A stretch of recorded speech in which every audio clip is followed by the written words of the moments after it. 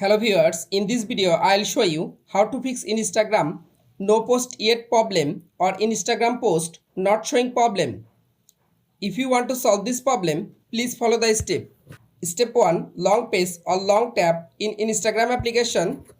Go to apps info, click on storage, again click on clear data, tap on clear cache data. Step 2. Open Play Store. Go to search Instagram app,